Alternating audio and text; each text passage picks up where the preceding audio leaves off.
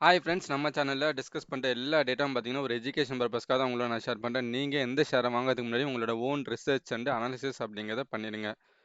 இன்னைக்கு small finance bank பத்தி தான் டிஸ்கஷன் அப்படிங்கிறத பண்ண போறேன். ஏன்னா ரீசெண்ட் டேஸ்ல ஏகப்பட்ட கமெண்ட்ஸ் வந்து நிறைய நண்பர்கள்கிட்ட இருந்து இதை பத்தி தான் வந்திருக்கு. வீடியோக்குள்ள போறதுக்கு முன்னாடி ஒரு சின்ன ஹெல்ப். இப்போதைக்கு பார்த்தீங்கன்னா நம்ம சேனல்ல வியூஸ் அப்படிங்கிறது சுத்தமா பெருசாவே போல. நீங்க இன்னும் கொஞ்சம் நல்லா சப்போர்ட் பண்ணீங்கன்னா மட்டும்தான் இன்னும் என்ன கூட என்கேஜ்டா மோட்டிவேட்டரா என்னால் கொஞ்சம் ஒர்க் பண்ண முடியும். நீங்க நல்லா சப்போர்ட் பண்ணுவீங்க அப்படின்னு நம்பிக்கையில இப்போ வீடியோக்குள்ள போறேன். இப்போ ஸ்மால் ஃபினான்ஸ் பேங்கை பத்தி தான் பேச போறேன். ஏன் ரீசெண்ட் டைம்ஸ்ல ஸ்மால் ஃபினான்ஸ் பேங்க் வந்து இந்த அளவுக்கு டவுன் ஆயிட்டு இருக்கு? மைக்ரோ ஃபினான்ஸுக்கும் இதுக்கும் எந்த அளவுக்கு சம்பந்தம்? இது இன்னும் எவ்வளவு நாள் போகலாம்? திருப்பியும் இந்த ஸ்மால் ஃபினான்ஸ் பேங்க் மூலமா எப்படி ஒரு ஸ்ட்ராட்டஜி யூஸ் பண்ணி லாபம் சம்பாதிக்கலாம்? அப்படிங்கிறத டீட்டெயிலாக பேச போறேன். ஃபர்ஸ்ட் ரிசல்ட் வந்து ஆரம்பிப்போம். இதுல முக்கியமா பார்த்தீங்கன்னா ஒரு 5 ஸ்மால் ஃபினான்ஸ் பேங்க் எடுத்து வச்சிருக்கேன். அது ஏன் அப்படிங்கிறத வீடியோக்குள்ள போக போக சொல்றேன். ஃபர்ஸ்ட் ரிசல்ட்ல இருந்து ஆரம்பிக்கும் போது ஏயு ஸ்மால் ஃபினான்ஸ் பேங்க். இதை பார்த்தீங்கன்னா ரிசல்ட் பார்க்கும்போது லாஸ்ட் இயருக்கும் இந்த இயருக்கும் நல்லாவே வந்து இன்க்ரீஸ் ஆயிருக்கு. கிராஸ் என்பிஏ அப்படிங்கிறது ஸ்லைட்டாக தான் இன்க்ரீஸ் ஆயிருக்கு. பெரிய லெவலில் பாதிப்பு எதுவும் ஏற்படலை. ஒன்று.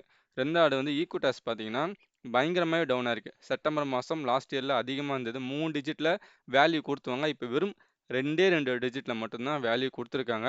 அது மட்டும் இல்லாமல் இவங்களோட கிராஸ் என்பிஏவும் பயங்கரமாக இன்க்ரீஸ் ஆயிருக்கு. 2.95% அளவுக்கு இன்க்ரீஸ் ஆயிருக்கு. மூணாவதா உஜ்வன் ஸ்மால் ஃபினான்ஸ் பேங்க் பார்த்தீங்கன்னா 300 கோடி ரூபாய் கொடுத்தவங்க, சாரி 328 கோடி ரூபாய் கொடுத்தவங்க இப்போ 233 கோடி ரூபாய் தான். ஸ்லைட்டாக டிக்ரீஸ் ஆயிருக்கு. இவங்களோட கிராஸ் என்பியும் இன்க்ரீஸ் ஆயிருக்கு. நெக்ஸ்ட் பார்க்கும்போது உட்கிராஸ் ஸ்மால் ஃபினான்ஸ் பேங்க் வந்துட்டு இவங்க 2 டிஜிட்டில் வந்து இவங்களோட ரெவன்யூங்கிறது கம்மி பண்ணிட்டாங்க. 114 கோடி ரூபாய் இருந்தது. இப்போ வெறும் 51 கோடி தான் வந்து இருக்கு. இவங்களோட கிராஸ் என்பிஏ பயங்கரமாக இன்க்ரீஸ் ஆயிருக்கு. 2.8லேருந்து 3.88 வரையும் இருக்கு. அதேமாரி ஈசாப் ஸ்மால் ஃபினான்ஸ் பேங்க் பார்த்தீங்கன்னா 140 கோடி ரூபாய் கொடுத்தவங்க இப்போ மைனஸ்லேயே வந்து இவங்களோட ரிசல்ட்டை கொடுத்துட்டாங்க. கிராஸ் என்பியும் பயங்கரமாக இன்க்ரீஸ் ஆயிருக்கு. டபுள் த டைம் அப்படிங்கிற அளவுக்கு இன்க்ரீஸ் ஆயிருக்கு. ஸோ இது வந்து இவங்களோட ரிசல்ட்டை பார்த்தீங்கன்னா தெரியும். லாஸ்ட் 2 குவார்ட்டரா இந்த ஸ்மால் ஃபினான்ஸ் பேங்க்கெல்லாம் வந்துட்டு இறங்கிட்டு இருக்கு. ஏயு ஸ்மால் ஃபினான்ஸை தவிர மிச்ச எல்லா பேங்க்குமே வந்து பார்த்தீங்கன்னா கிராஸ் என்பியும் இன்க்ரீஸ் ஆயிருக்கு. அவங்களோட ப்ராஃபிட்டும் வந்து கம்மியாயிருக்கு. இதுக்கு முக்கியமான ஒரு ரீசன் என்ன, மைக்ரோ ஃபினான்ஸ். ஏன்னா ஸ்மால் ஃபினான்ஸ் பேங்கை பொறுத்தவரையும் மைக்ரோ ஃபினான்ஸுங்கிறது ஒரு மேஜரான லோன் கொடுக்குற ஒரு ஏரியா. அதனால இந்த அளவுக்கு அடி வாங்கியிருக்கு.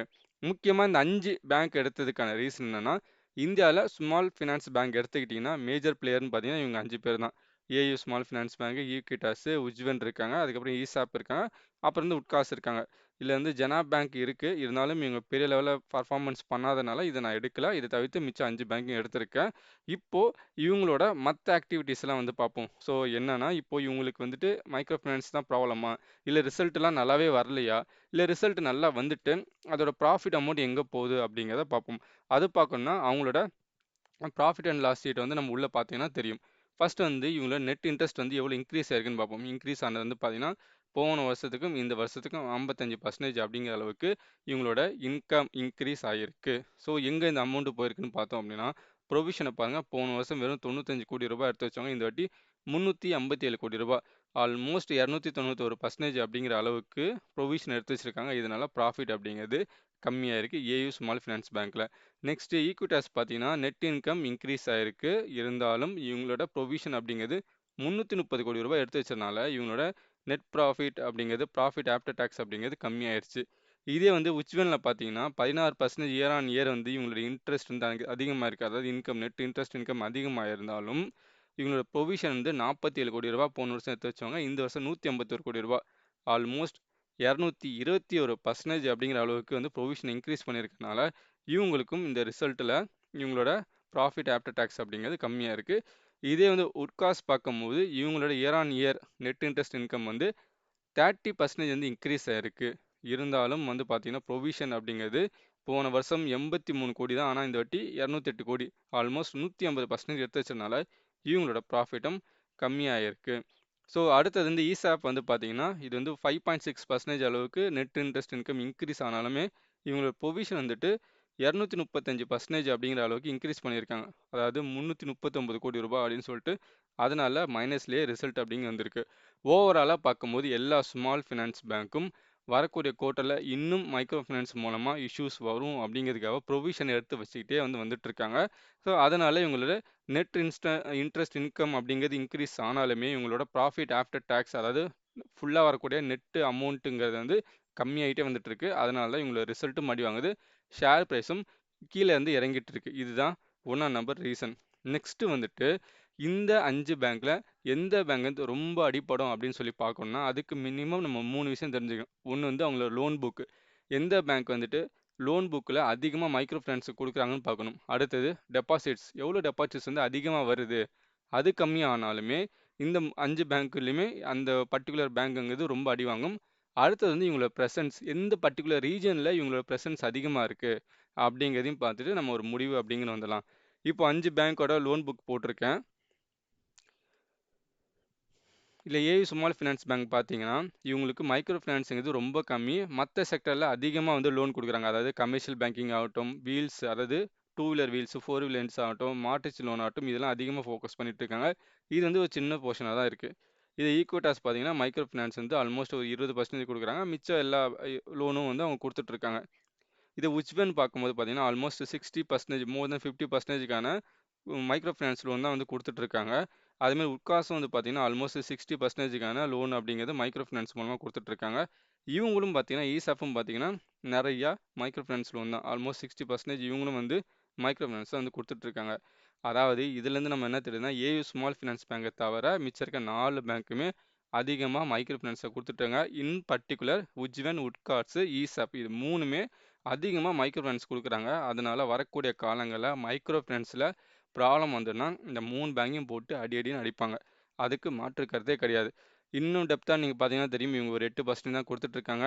இங்கே வந்து 20% அளவுக்கு வந்து மைக்ரோ ஃபைனான்ஸ் இருக்குது. இது வந்து பாருங்கள் உஜ்வன் 65%, இது வந்து 60%, இது வந்து 62%. இருந்தாலும் இந்த 2 பேங்க்கை கம்பேர் பண்ணும்போது ஈசாப்பில் வந்து கோல்டு லோனுங்கிறது கொஞ்சம் அதிகம். பட் இவங்களுக்கு வந்து அன்செக்யூர்டு லோன் அப்படிங்கிறது இந்த 2 பேங்க்லேயும் வந்து கொஞ்சம் அதிகமாக இருக்குது. இது வந்து ஈசாப்லேயும் வந்து அதிகமாக தான் இருக்குது.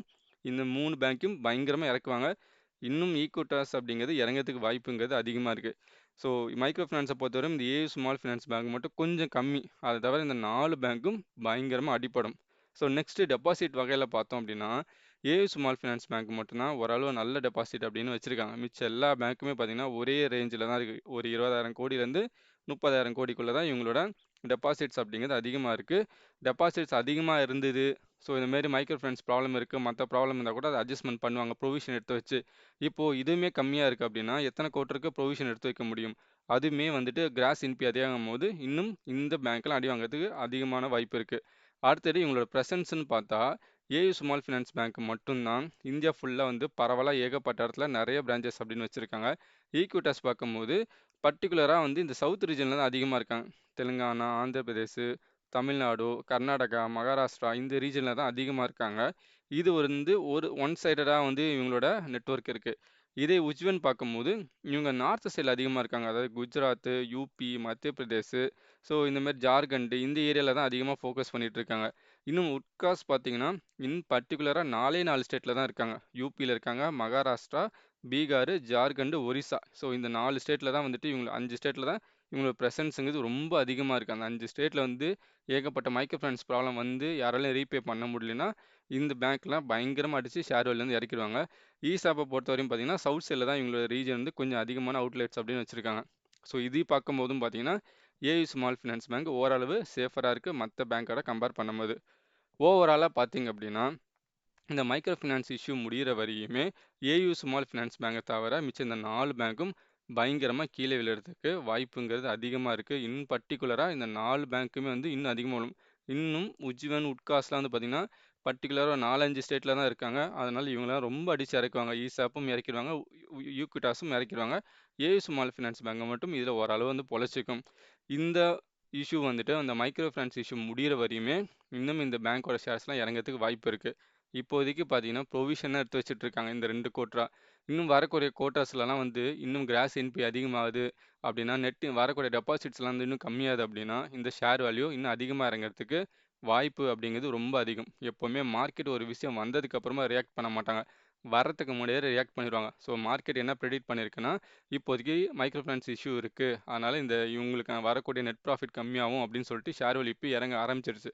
ஆனால் இன்னும் வரக்கூடிய குவார்ட்டர்ஸில் நிஜமாவே நெட் ப்ராஃபிட் அதிகமாக இறங்கிச்சு அப்படின்னா கண்டிப்பாக மார்க்கெட் இந்த 4 ஷேரையும் அடித்து பயங்கரமாக ஒரு 50-70% வரையும் இறங்கிறதுக்கு வாய்ப்புன்னு இருக்கு. இது எந்த அளவுக்கான பெரிய இஷ்யூன்னு சொல்லி பார்த்தீங்கன்னா, இவங்க வந்து ஒரு 4 சைக்கிள் ஒரு எக்ஸாம்பிள் பார்ப்போம். கோவிட் சைக்கிள், அதுக்கப்புறம் நார்மல் சைக்கிள், அதுக்கப்புறமா வந்து பினைன் கிரெடிட் சைக்கிள், இப்போ இருக்க கரண்ட் சைக்கிள். கோவிட் சைக்கிள்ல பார்த்தீங்கன்னா, இந்த க இந்த கிராஸ் என்பிஏ அப்படிங்கிறது அதிகம். ஏன்னா யாராலயுமே வேலைக்கு போ முடியல. அதனால கடன் வந்து ரீபே பண்ண முடியல. ஸோ இது வந்து ஒன் ஆஃப் த ரீசன். அதுக்கப்புறம் பார்த்தீங்கன்னா, நார்மலைஸ் ஆனதுக்கப்புறமா ஓரளவு எல்லாம் ரீபே பண்ணாங்க. இவங்களுக்கு ரெவென்யூ வர ஆரம்பிச்சது. அதுக்கப்புறம் பார்த்தீங்கன்னா, நல்லாவே வந்து ரெவென்யூ ஆகி இவங்கலாம் வந்து ஏர்ன் பண்ணிட்டு இருந்தாங்க. ஆனா, இப்ப பார்த்தீங்கன்னா, கரண்ட் சைக்கிள்ல ஃப்ரெஷ்ஷா வந்து பார்த்தீங்கன்னா, இந்த மைக்ரோ ஃபினான்ஸ் லோன் அப்படிங்கிறது பயங்கரமா வந்து ரீபே பண்ணாம போயிட்டு இருக்காங்க. இது எந்த அளவுக்கு அப்படின்னு சொல்லி பார்த்தீங்கன்னா, கோவிட் முடிஞ்சு வந்த நார்மல் சைக்கிள் அளவுக்கு வந்து இன்க்ரீஸ் ஆயிருக்கு. அது மட்டும் இல்லாம, மைக்ரோ ஃபினான்ஸ் இல்லாம நார்மலா இவங்க லோன் தந்து வாங்குவாங்க பார்த்தீங்கன்னா, மத்த பர்சனல் லோனு, சின்ன சின்ன குரூப் லோன்லாம் இருக்கும் பார்த்தீங்களா? அதுவுமே வந்து இன்க்ரீஸ் ஆயிருக்கு அப்படிங்கிற அளவுக்கு சார்ட் அப்படிங்கிறது இன்க்ரீஸ் ஆயிருக்கு. ஸோ இது எவ்வளோ நாள் நடக்கலாம்னா, மேபி ஒரு 3லேருந்து 4 குவார்ட்டர் இல்லைன்னா 1லேருந்து 2 வருஷம் கூட இந்த இஷ்யூஸ் வந்து போகுறதுக்கு ஒரு வாய்ப்பு வந்தா இருக்குன்னு நான் எதிர்பார்க்குறேன். மேபி எக்கனாமிக்ஸ் வந்து மாறிச்சு அப்படின்னா, திருப்பியும் ரெக்கவரி ஆகி மேல வரதுக்கு வாய்ப்பு இருக்கு. ஆனா சாலிடா 2லேருந்து 3 குவார்ட்டர் அளவுக்கு இந்த இஷ்யூஸ் அப்படிங்கிறது போயிட்டே தான் இருக்கும். அதுவரையும் இந்த ஷேர்ஸ் எல்லாம் இறங்கிட்டு இருக்கும். ஓகே, ஓவராலா நமக்கு ரீசன் வந்து தெரிஞ்சுச்சு. ஏன் இறங்குதுன்னு. மைக்ரோ ஃபினான்ஸ் இஷ்யூ, பட் இந்த மாரி இஷ்யூஸ்னால இறங்குது. அது வந்து பர்ட்டிகுலரா எந்தெந்த பேங்க் வந்து இன்னும் நல்லா இறங்கும் அப்படிங்கிறது நம்மளால புரிஞ்சுக்க முடியுது. இதுல என்னோட ஸ்ட்ராட்டஜி என்ன நான் வச்சிருக்கேன்னு சொல்லி பார்த்தீங்கன்னா, ஆல்வேஸ் வந்து இறங்க ஆரம்பிக்கும் இந்த பேங்க்ஸ் எல்லாமே. இதெல்லாம் ஒரு முக்கியமான ரொம்ப சப்போர்ட் லெவல்லலாம் கிடைச்சது அப்படின்னா, வாங்கி வச்சோம் அப்படின்னா, ஒரு 2 வருஷம் இல்ல மேபி 1 1/2, 2, 3 வருஷம் கழிச்சதுக்கப்புறம் ஒரு நல்ல ரிட்டர்ன் கிடைக்கும் அப்படின்னு எதிர்பார்க்குறேன். ஆனா பட் இப்போலாம் அக்குமுலேஷன்லாம் நான் பண்ண மாட்டேன். இப்போ ஏ ஸ்மால் ஃபினான்ஸ் பேங்க் பார்த்தீங்கன்னா, மத்த பேங்கோட கம்பேர் பண்ணும்போது 2 மாசமா மட்டும் தான் டவுன் ஆயிருக்கு. இதுல வந்து ஒரு நல்ல சப்போர்ட் லெவல். ஸோ 368லாம் கிடைச்சிச்சுன்னா ஒரு நல்ல சப்போர்ட்டு. இதே வந்து ஈக்விட்டாஸ் பார்த்தீங்கன்னா, கண்டிப்பா ரூ. 30 வரையும் போகுங்கிறத நான் எதிர்பார்க்குறேன். ஏன்னா பாருங்க, ஒரு 5 மாசமா இறங்கிட்டே தான் இருக்கு. ஸோ இந்த மாரி சார்ட்ட பார்த்தீங்கனாலும் தெரியும். எந்தெந்த பேங்க்லலாம் இஷ்யூ இருக்குன்னு சொல்லிட்டு. இந்த அளவுக்கு செல்லிங் பண்ண ஆரம்பிச்சுட்டாங்க. அடுத்தது ஏன்னா இப்போ ரூ. 30லாம் கடைசி நம்ம வாங்குனோம்னா, திருப்பியும் இது பழைய ரேட்டான ரூ. 110 அப்படிங்கிற அளவுக்கு போம்போது 3 மடங்கு நமக்கு லாபம். ஆல்மோஸ்ட் 300% வந்து கிடைக்கும். அதுக்கு நம்ம இங்க வெயிட் பண்ணி இந்த ரீஜன்ல வந்து வாங்கணும். நெக்ஸ்ட் வந்து பார்த்தீங்கன்னா, உஜ்வன் பார்த்தீங்கன்னா உங்களுக்கு தெரியும். இது மந்த்லி சார்ட். மந்த்லில பாருங்க 6, 8 மாசமா இறங்கிக்கிட்டே இருக்கு. இதுக்கு ரூ. 14 வரையும் தாராளமா வந்து போகும். இந்த அளவுக்கு வேகமா வந்துட்டு இந்த இஷ்யூஸ் போயிடுச்சு அப்படின்னா. அதேமாரி இங்க பார்த்தீங்கன்னா, வுட்காஸ் இது இப்போ தான் ஐபிஓக்குள்ள வந்துச்சு. மேபி இது இன்னும் எந்த அளவுக்கு ஃபர்தரா கீழ போகும்னு தெரியல. இது கூட ரூ. 15, ரூ. 10 வரையும் போறதுக்கு வாய்ப்பு இருக்கு. நெக்ஸ்ட் வந்து பார்த்தீங்கன்னா, ஈசாப் பேங்க். இந்த பேங்க் வந்து இதுவும் இன்னும் பயங்கரமா இறங்குறதுக்கு வாய்ப்பு இருக்கு. இதெல்லாம் தண்ணி வத்த விடுற மாரி வத்த விட்டு ரூ. 10, ரூ. 15 இன்னும் அதுக்கு கீழலாம் கிடைச்சிச்சுன்னா, கண்டிப்பா அந்த மாரி ரீஜன்ல தான் நான் போய் வாங்குவேன். இந்த மாரி ரீஜன்ல வாங்க மாட்டேன். ஏன்னா, இது பார்க்கறதுக்கு ரூ. 30, ரூ. 20 தெரிஞ்சா கூட, இது கீழ இறங்கிச்சுன்னா நமக்கு 50% அளவுக்கு நம்மளோட இன்வெஸ்ட்மெண்ட் வந்து கம்மியாயிடும். இதுவே ரொம்ப கீழ் மட்ட ரேஞ்சுக்கு போச்சு அப்படின்னா, அங்க போய் வாங்கி வைக்கலாம். ஏன் வாங்கி வைப்பேன் அப்படின்னா, இதெல்லாம் வந்து ஒரு ஸ்மால் ஃபினான்ஸ் பேங்க் இழுத்து மூடிட்டு போமாட்டாங்க. இந்த இஷ்யூஸ் எல்லாமே ஒரு வருஷக்கணக்கு ஆனதுக்கப்புறமா கண்டிப்பா ரிசால்வ் பண்ணிருவாங்க அப்படிங்கிறத நான் நம்புறேன். ஏன்னா, இதெல்லாம் வந்து ரெகுலரா இவங்களுக்கு கூட வரக்கூடிய ஒரு இஷ்யூ, சைக்கிளிக் இஷ்யூ. அதனால வந்து கண்டிப்பா ரெக்டிஃபை பண்ணிருவாங்கன்னு நினைக்கிறேன். பட் அதுக்கு என் ஸ்ட்ராட்டஜி என்ன பார்த்தீங்கன்னா, ஒரு ரூ. 10, ரூ. 5 அந்த மாரி ரீஜன்ல ரொம்ப ஒரு மட்டமான விலையில கிடைக்கும்போது வாங்குனேன் அப்படின்னா, ஒரு 2, 3 வருஷம் வெயிட் பண்ணேன் அப்படின்னா, திருப்பியும் இந்த செக்டார்ஸ் எல்லாம் நல்லா திருப்பி பூம் ஆகும்போது கண்டிப்பா செல் அப்படின்னு பண்ணிருவேன். எக்ஸாம்பிள் சொல்லணும்னா, இப்போ இந்த வருஷம் பார்த்தீங்கன்னா, கோல்டு செக்டார் எல்லாமே பயங்கரமா ஏறிட்டு இருக்கு. இத வந்து போன வருஷமோ, அதுக்கு முந்தின வருஷமோ யாராவது கீழ நல்லா வாங்கியிருந்தாங்க. இப்போ கல்யாண் ஜுவல்லர்ஸ்லாம் ஒரு ரூ. 50க்குலாம் வாங்கியிருந்தாங்கன்னா, இன்னைக்கு மிகப்பெரிய ஒரு ப்ராஃபிட் கிடைக்கும். அந்த மாரி வாங்கிட்டு ஒரு வெயிட் பண்ணலாம். ஒரு ரூ. 10 வாங்கிட்டு ரூ. 5 வாங்கி வெயிட் பண்ணோம் அப்படின்னா, திருப்பியும் இதோட பழைய ரேஞ்சான ரூ. 50 இல்ல ரூ. 70 இதோட மிக்கமான ரெசிஸ்டன்ட் லெவல் வரும்போது, அதுவும் இந்த செக்டார் நல்லா பூம் ஆகும்போது அங்க வித்தோம் அப்படின்னா, ஒரு நல்ல லாபம் கிடைக்கும் அப்படிங்கிறது நான் எதிர்பார்க்குறேன். ஸோ அவ்வளோதான் நண்பர்களே. இன்னைக்கு இத பத்தின டிஸ்கஷன் பண்ணணும் அப்படின்னு நினைச்சேன் நானு. கண்டிப்பா ஸ்மால் ஃபினான்ஸ் பேங்கோட இஷ்யூஸ் உங்களுக்கு புரிஞ்சிருக்கும். ஏன் இறங்குதுங்கிறது உங்களுக்கு ஒரு தெளிவு அப்படின்னு கிடைச்சிருக்கும். வீடியோ பிடிச்சிருக்கும் பட்சத்துல கண்டிப்பா லைக் பண்ணுங்க, கமெண்ட் பண்ணுங்க. உங்க ஃப்ரெண்ட்ஸ் ரிலேட்டிவ்க்கு நம்ம சேனல சஜஷன் அப்படிங்கிறத பண்ணுங்க. தேங்க்ஸ் ஃபார் வாட்சிங்.